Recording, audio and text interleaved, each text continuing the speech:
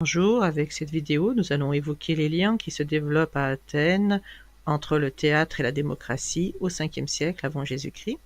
À cette époque, le rayonnement de la cité est important, tant au niveau militaire, politique, religieux et culturel. À Athènes, 3 grandes fêtes sont organisées, les Lénéennes, les Dionysies rurales, et puis les plus importantes, les Dionysies urbaines ou grandes Dionysies.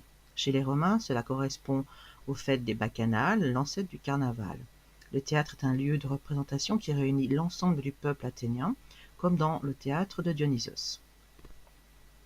Ce théâtre peut recevoir 17 000 personnes installées dans les tribunes du théatron. Pour voir jouer sur la scène 3 acteurs masculins maximum, ceux-ci changent de masque à chaque fois qu'ils jouent des personnages différents, y compris des personnages féminins. Dans l'orchestra, le chœur est composé de citoyens. Ce chœur représente les sentiments et les réactions des spectateurs dans la mise en scène de la pièce jouée. Les spectateurs sont aussi bien les citoyens que les femmes, les enfants ou les métèques. Le prix des places est de 2 oboles, mais la cité offre cette somme aux citoyens les plus pauvres. Les prêtres et les magistrats sont assis près de l'orchestra, dans les sièges de la proédrie. Les autres spectateurs s'installent dans les tribunes du théatron. Les citoyens sont toujours placés devant les non-citoyens. Les grandes Dionysies ont lieu en mars-avril. En dehors de la procession religieuse, on organise des concours. Le premier jour, c'est un concours de dithyrambes. Le deuxième jour, sont des concours de comédie. Et les 3 jours suivants, on fait des concours de tragédie. Pour ce dernier concours, 3 auteurs de tragédie sont choisis par les citoyens les plus riches qui ont pour devoir d'organiser et de financer toute la liturgie de cette fête.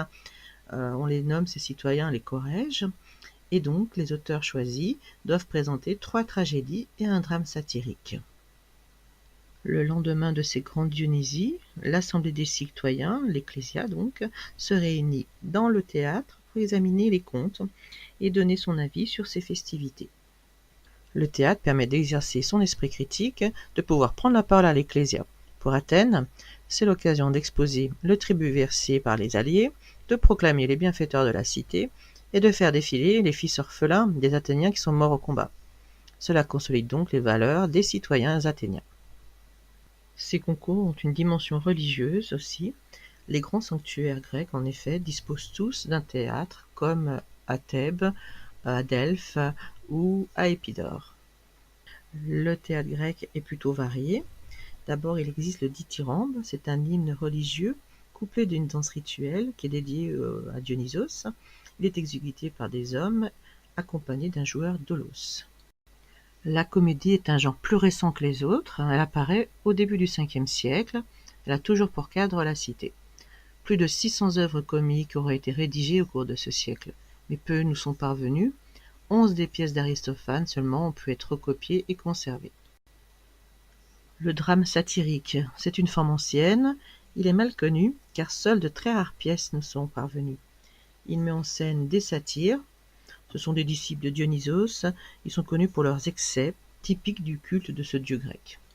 La tragédie est le genre majeur du théâtre grec. C'est ce qu'apprécient le plus les citoyens athéniens. Il existe 2 grands thèmes de tragédie. Celle qui met en scène les héros de la cité, et puis celle qui s'inspire de la mythologie et des grandes légendes. Les auteurs les plus connus sont Échille, Sophocle ou bien Euripide. Les grands auteurs sont tous athéniens ou travaillent à Athènes. Pour les hommes politiques athéniens, miser sur un auteur à succès qui a remporté un concours est un bon moyen d'entrer en politique et de se faire connaître de ses concitoyens. Ainsi, le chorège Périclès fait concourir en -472 Échille, qui remporte le concours de tragédie grâce à sa pièce intitulée Les Perses.